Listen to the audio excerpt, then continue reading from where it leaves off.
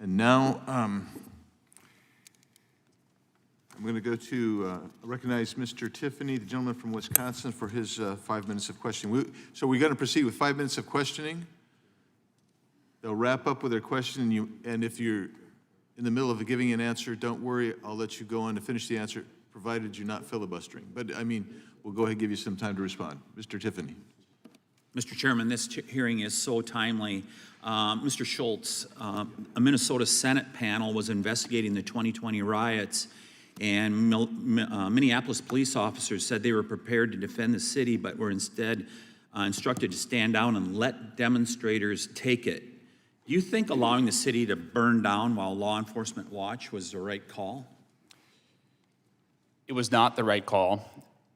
My sister, actually, during that time, this was prior to her incidents, she lived in Minneapolis at that time, and there were people who were stashing cans of gas under porches and so forth for later use during the riots. The fact that, yes, please. Didn't Governor Walz have the ultimate authority to be able to deal with this issue by calling out the National Guard? He did, and he sat on his hands for 3 days.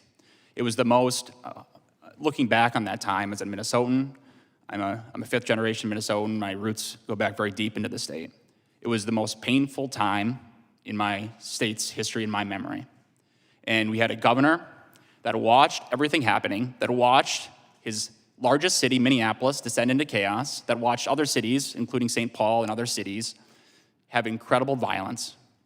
And he sat on his hands while Minneapolis burned.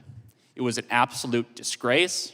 It was something for which Minnesota will be dealing with for decades, and Tim Walz was ultimately responsible for that incredible failure. Mr. Ingram, on the night the 3rd precinct burned, I received a message from a very good friend of mine who managed a chain of restaurants in the Twin Cities area.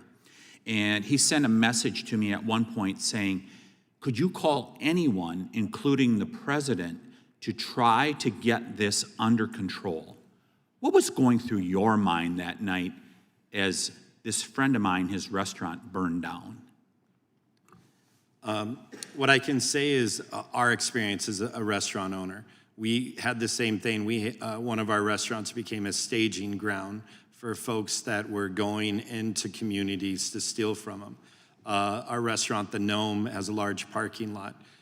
SUVs with no license plates, trailers with no license plates, called our police.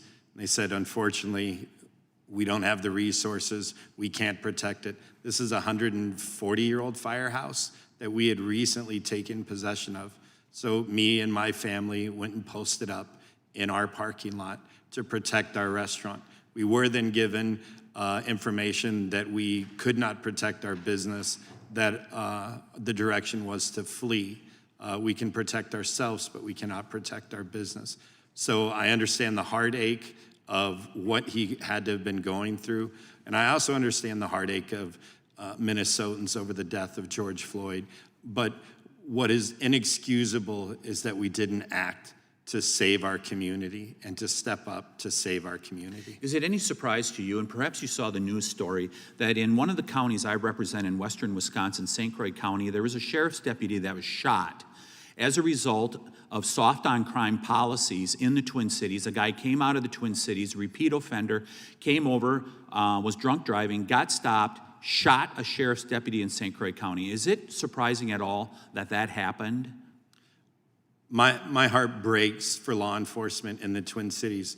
Unfortunately, out of our business, in the last year and a half, we've contributed to, I believe we're over $60,000 to help pay for the funerals of these first responders. We've donated 100% of every dollar of our sales to help pay for these funerals.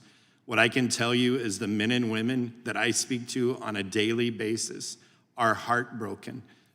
The rhetoric that goes around about these men and women on this day of all days, on 9/11, why these heroes are not celebrated and why this continues to happen in our city is unfathomable. Mr. Schultz, yes or no, are you surprised people are leaving Minnesota in droves at this point, in part because of the increase in crime?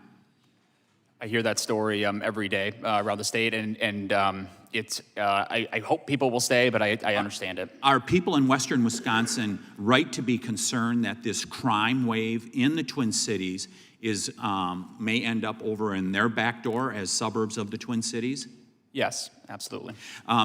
Mr. Chairman, I grew up in the shadow of the Twin Cities in western Wisconsin. We were always proud to go to Minneapolis and St. Paul. I went to college at UW River Falls, and Minneapolis and St. Paul were two of the finest cities in America. Just like San Francisco, it is going downhill because of these soft on crime policies.